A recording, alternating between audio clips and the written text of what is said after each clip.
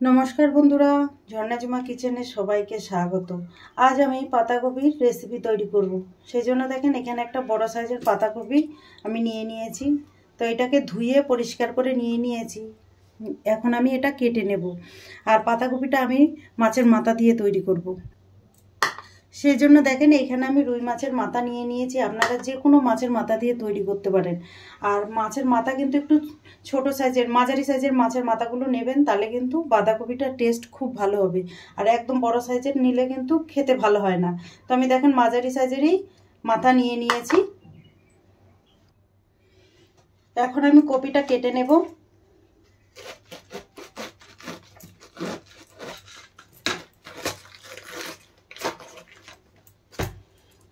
খুব tight copy.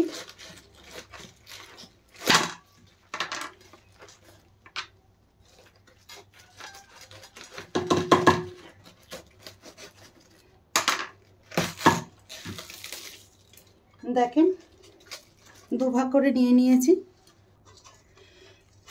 এখন আমি দেখেন স্লাট কাটার স্লাইসারটা দিয়ে আমি কেটে নিচ্ছি কপি।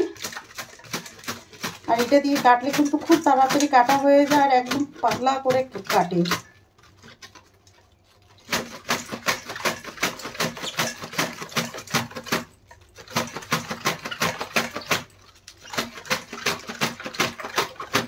দু মিনিটের মধ্যে বাঁধাকপি কুচানো হয়ে যাবে।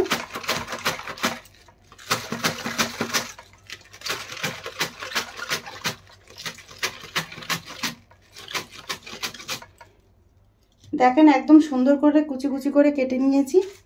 এইভাবে পুরো কপিটা আমি কেটে নেব। দেখেন কপি কেটে আমি আবার ধুয়ে পরিষ্কার করে নিয়ে নিয়েছি। এখন কপিগুলো সেদ্ধ করে চাপিয়ে দেব। গ্যাসে আমি কড়াই চাপিয়ে দিয়েছি, তার মধ্যে দেখেন কপি আমি সেদ্ধ চাপিয়ে দিলাম।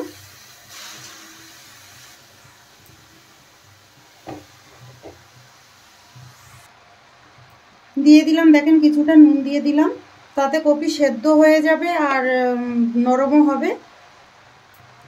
আর ওপর থেকে দেখেন থালা দিয়ে ঢেকে দিলাম। ঢাকনা উঠিয়ে দেখে নেব। দেখেন কপি অনেকটা কমে গেছে আর কপি থেকে অনেকটা জলও ছেড়ে দিয়েছে।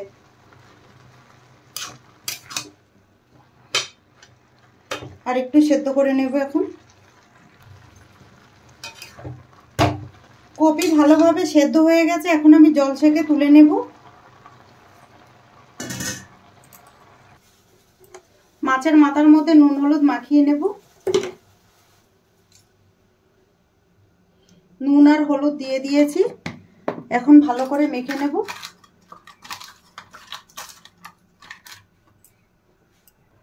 কড়াই গরম হয়ে গেছে, দিয়ে দিলাম সর্ষের তেল।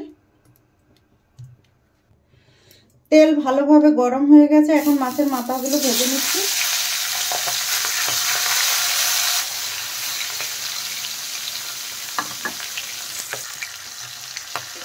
মাছের মাথা পাল্টে দেব। এক সাইডে দেখেন ভালো করে ভাজা হয়ে গেছে। আর মাছের মাথা কিন্তু ভালো করে ভেজে তবেই বাঁধাকপিতে দেবেন।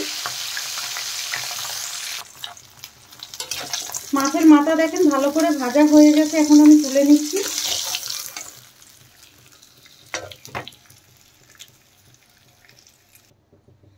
ফোড়নে দিয়ে দিলাম শুকনো লঙ্কা, তেজপাতা, গোটা জিরে। জিরে একটু প্রথমে ভালো করে ভেজে নেব।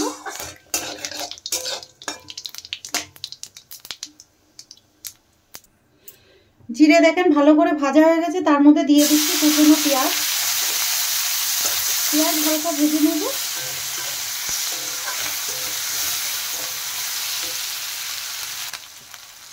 দিয়ে দিলাম কাঁচা লঙ্কা।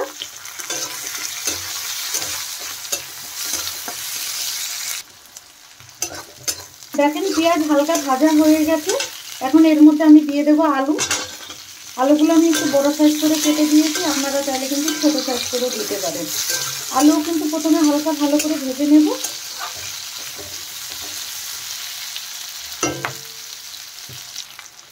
আলু হালকা ভাজা হয়ে গেছে, তার মধ্যে দিয়ে দিলাম আদা আর রসুন একসাথে বেটে নিয়েছিলাম, সেই পেস্টটা দিয়ে দিলাম। দিয়ে আরেকটু নেড়ে দেবো যাতে মশলার কাঁচা গন্ধটা বেরিয়ে যায়।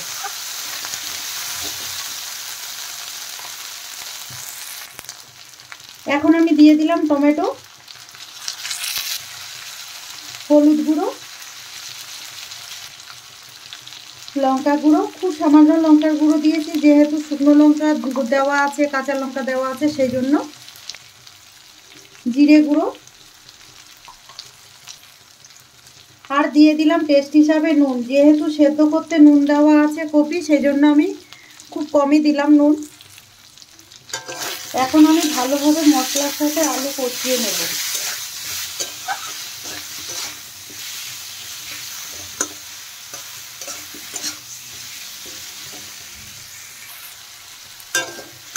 দেখেন আলুর সাথে মশলা ভালোভাবে কষানো হয়ে গেছে। এখন আমি সেদ্ধ করা পাতাকপি দিয়ে দিলাম।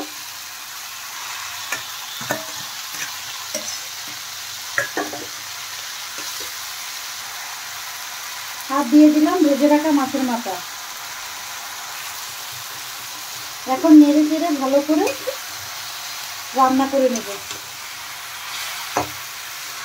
দেখুন কপি মশলার সাথে ভালো করে মিশিয়ে দিচ্ছি।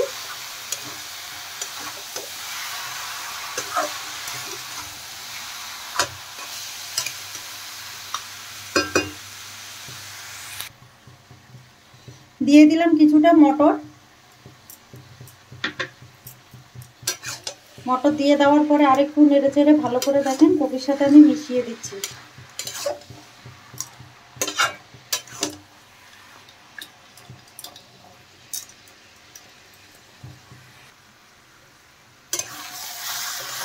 দেখেন বাঁধাকপি অনেকটা নরম হয়ে গেছে। এখন আমি দেখেন মাছের মাথাগুলো একটু ভেঙে দিচ্ছি। ভেঙে ভালো করে বাঁধাকপির সাথে আমি মিশিয়ে দিলাম। আর এখন এই নেড়ে চেড়ে কিন্তু কপিটা একদম ভালো করে ভেজে নিতে হবে, যাতে এক ফোঁটাও জল না থাকে। জল থাকলে কিন্তু আর খেতে ভালো লাগবে না। আর বাঁধাকপি যতটা ভালো ভাজা হয় খেতে কিন্তু ততই টেস্টি হয়।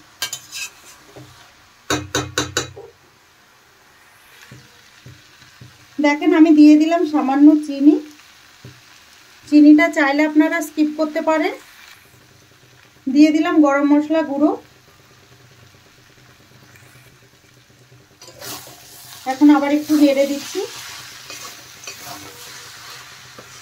দেখেন কপি অলরেডি কিন্তু ভাজা ভাজা হয়ে গেছে। যেহেতু গরম মশলা দিয়েছি তো আর একটু নেড়ে নেব।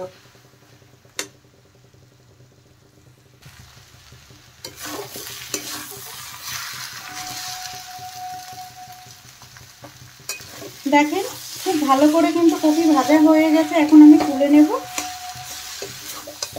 দেখেন খুব সুন্দর করে ভাজা হয়ে গেছে।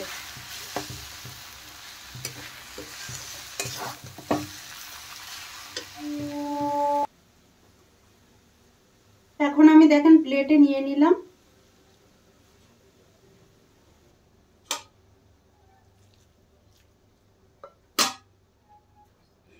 তৈরি হয়ে গেছে মাছের মাথা দিয়ে বাঁধাকপির তরকারি। এই রেসিপিটা যদি আপনাদের ভালো লাগে তাহলে আমার চ্যানেলটাকে সাবস্ক্রাইব করবেন, লাইক করবেন, কমেন্ট করবেন আর অবশ্যই শেয়ার করবেন।